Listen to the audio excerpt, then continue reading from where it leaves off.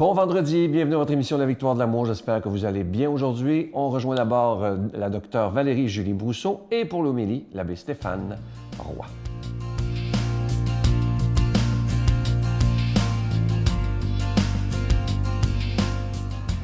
Bonjour, ici Dr Valérie Julie Brousseau avec la chronique Nomade du désert.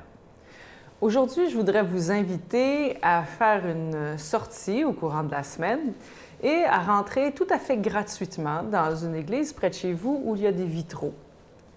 J'aimerais vous inviter à aller voir du vitrail.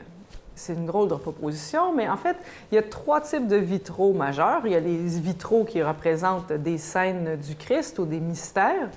Il y a ceux qui représentent des saints.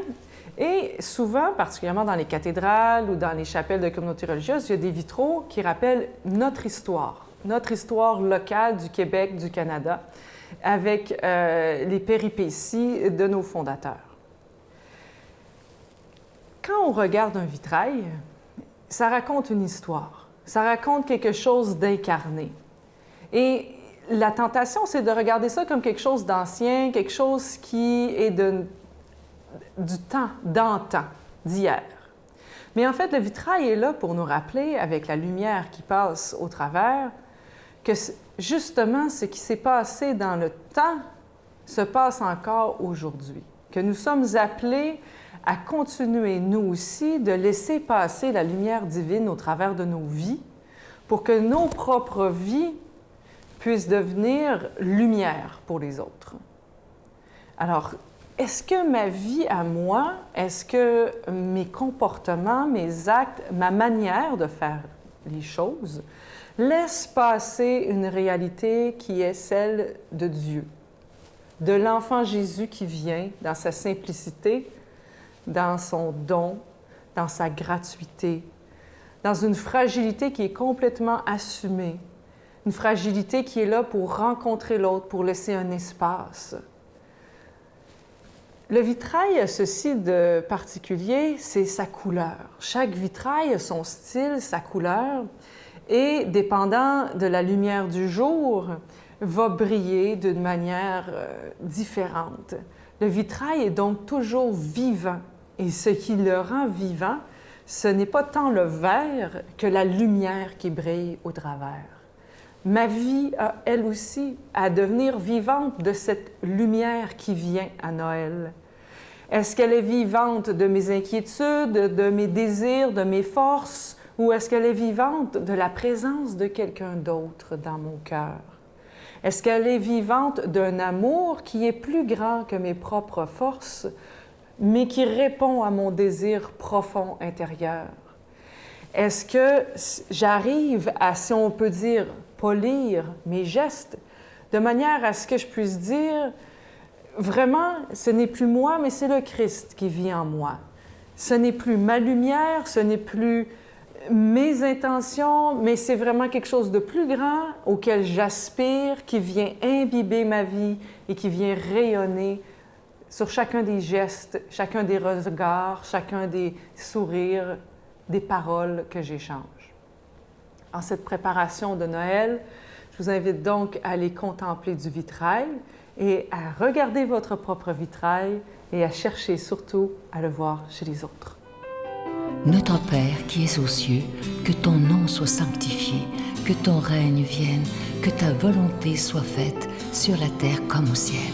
Donne-nous aujourd'hui notre pain de ce jour. Pardonne-nous nos offenses comme nous pardonnons à ceux qui nous ont offensés. Ne nous laisse pas entrer en tentation, mais délivre-nous du mal, car c'est à toi qu'appartient le règne, la puissance et la gloire pour les siècles des siècles. Amen. Je continuerai à croire, même si tout le monde perd espoir.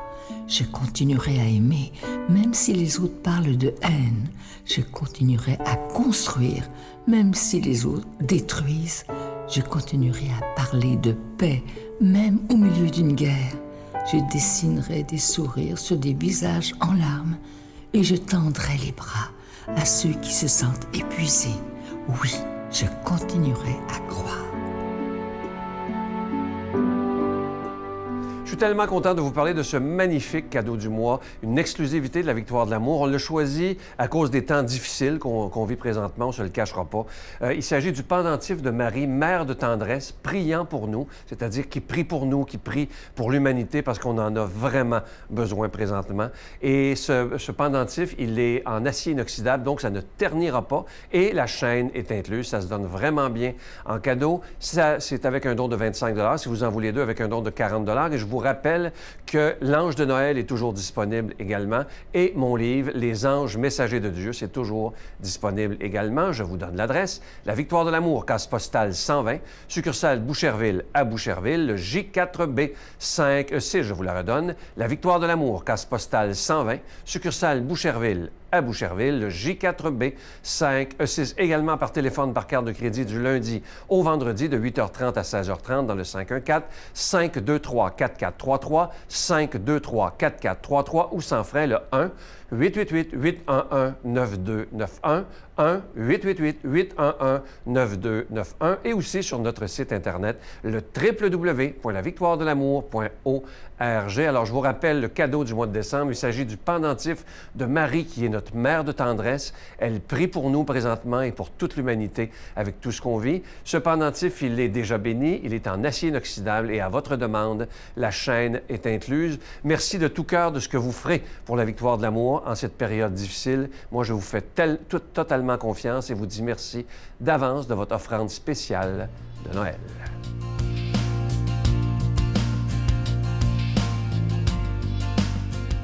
Mon Dieu, donnez-moi la sérénité d'accepter les choses que je ne peux changer, le courage de changer les choses que je peux et la sagesse d'en connaître la différence. Amen.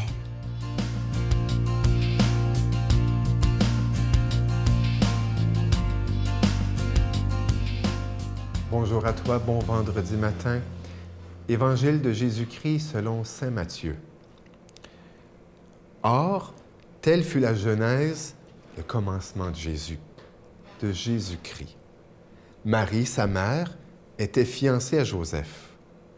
Or, avant qu'ils eussent mené vie commune, elle se trouva enceinte par le fait de l'Esprit Saint. Joseph, son mari, qui était un homme juste, il ne voulait pas la déshonorer publiquement, résolut de la répudier sans bruit. Alors qu'il avait formé ce dessein, voici que l'ange du Seigneur lui apparut en songe et lui dit : « Joseph, fils de David, ne crains pas de prendre chez toi Marie ta femme, car ce qui a été engendré en elle vient de l'Esprit Saint. Elle enfantera un fils, et tu l'appelleras du nom de Jésus, car c'est lui qui sauvera son peuple de ses péchés. Or, tout ceci advint pour que s'accomplisse cet oracle prophétique du Seigneur. Voici que la Vierge concevra et enfantera un fils, et on l'appellera du nom d'Emmanuel, ce qui se traduit par Dieu avec nous. Une fois réveillé, Joseph fit comme l'ange du Seigneur lui avait prescrit, et il prit chez lui sa femme. Nous nous approchons de Noël tranquillement et il est bien normal que nous croisions Joseph, celui qui l'appellera Papa, et sans doute à qui Marie donnera le nom de mon mari, mon chéri, mon amour, ou, en parlant à Jésus, ton Père. On connaît peu de Joseph, mais l'une des choses qui nous est dite, c'est que Joseph rêve. Les rêves. Et franchement, c'est un fait universel. Chacun de nous rêvons. Et parfois, j'aimerais pouvoir t'entendre, tu sais, toi, personnellement, pour me raconter tes rêves. Ah, tu sais, il y a plusieurs sortes de rêves. Il y a les rêves éveillés. Et ça, on en fait, et puis on en est très conscient.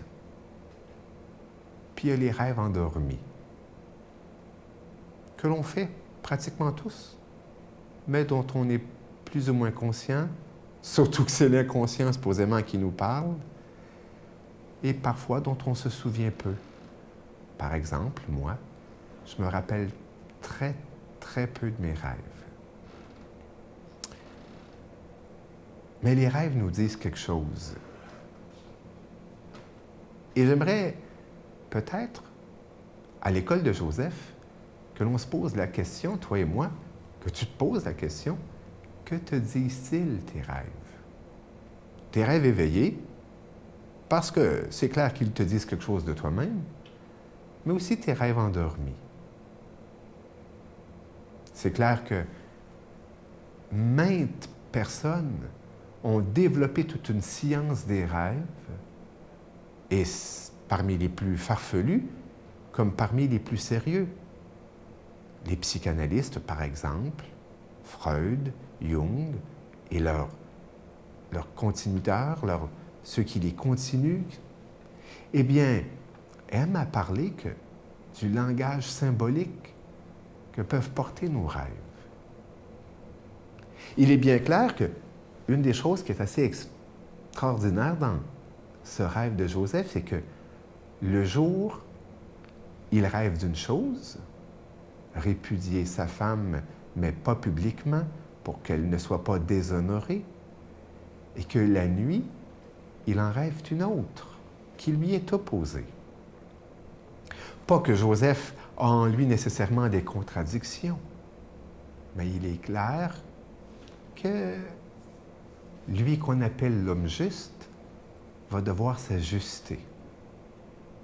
D'ailleurs, tu sais, très souvent dans la Bible, l'homme, la femme, sainte ou saint, est très souvent désigné comme l'homme et la femme juste, celui qui s'ajuste. Et ainsi, on a, toi et moi, à l'école de Joseph, pour incarner, pour accueillir le Dieu Emmanuel, le Dieu avec nous, à nous ajuster, eh bien, à l'école de notre intériorité. Eh bien, à l'approche de Noël, que le Seigneur nous bénisse tous et nous accorde la grâce de le découvrir. Je vous salue Marie, pleine de grâce. Le Seigneur est avec vous. Vous êtes bénie entre toutes les femmes, et Jésus, le fruit de vos entrailles, est béni. Sainte Marie, Mère de Dieu, priez pour nous pauvres pécheurs, maintenant et à l'heure de notre mort. Amen.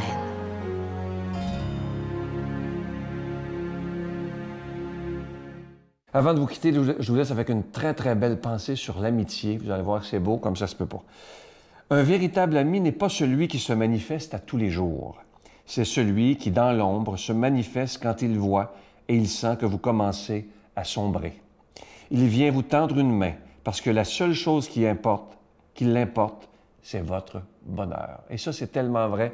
J'espère que vous avez quelqu'un comme ça dans votre vie qui, peut-être vous ne le voyez pas souvent, vous ne la voyez pas souvent, mais vous savez que cet ami-là, il est toujours là et que vous avez juste un coup de téléphone ou un email à faire et il va se rendre immédiatement pour vous aider. Ça, c'est tellement rassurant. Moi, je suis privilégié, j'ai des gens comme ça autour de moi. J'espère que c'est la même chose pour vous. Je vais vous souhaiter la plus belle des journées et j'ai déjà hâte de vous retrouver demain matin. Bye! Noël à toi, pour la première fois, des flocons sur tes doigts. Noël au froid, réchauffe-toi au creux de nos bras. Ce soir, on va écouter les plus belles chansons. Chanter Noël, ça fait partie de nos traditions.